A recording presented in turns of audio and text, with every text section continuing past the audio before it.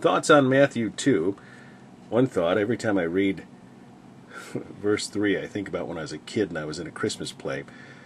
I was called by the lady that ran the Christmas play like one afternoon on a Sunday afternoon. The play was that night. She said, "Hey, the kid who's supposed to do this one certain part's sick. Can you do it?" And I said, "Yeah, okay, I guess, Here's the verse. When Herod the king had heard these things, he was troubled, and all Jerusalem with him."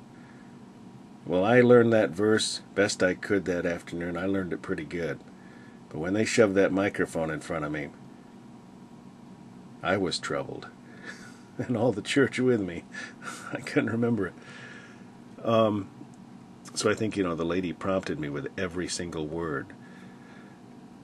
This is interesting because everybody's dreaming. Joseph got dreams. God sent him dreams. The wise men were given dreams. And so shows, once again, as it did in the Old Testament, read a lot of stuff about dreaming. Just recently read about the other Joseph who dreamed, of course. And, and all the dreams that were involved with, like the butler and the baker and then Pharaoh. But let's see.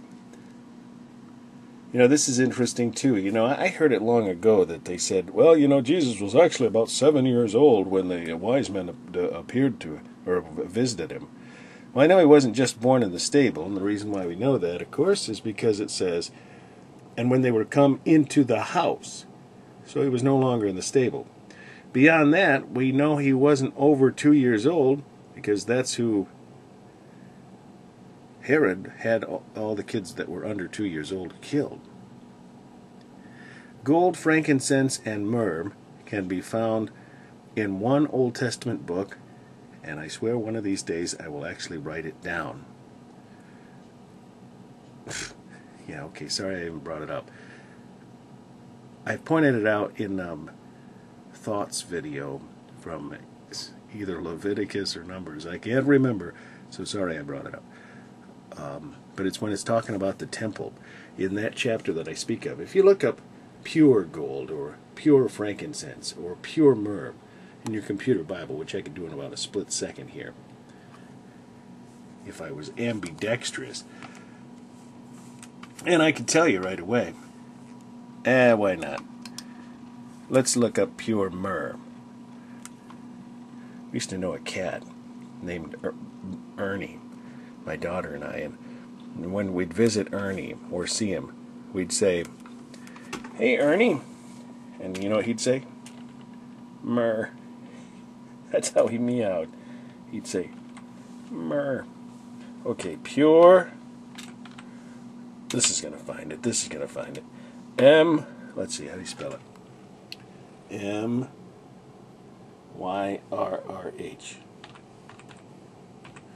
Pure. What do you say, Bernie?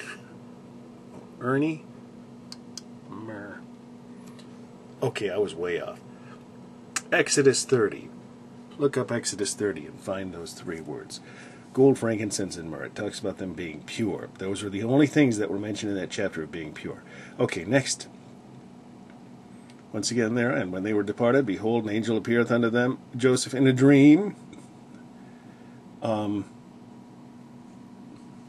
Interesting that God delivered the children of Israel out of Egypt and delivered Jesus into Egypt.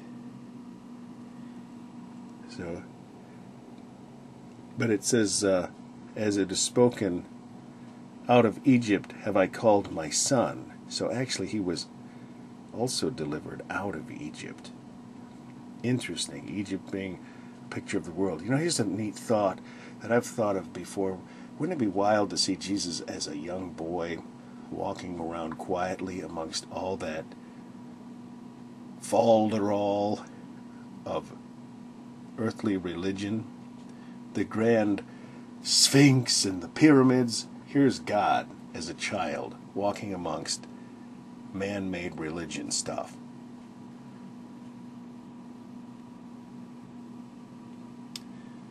This here Rachel, was buried in Bethlehem.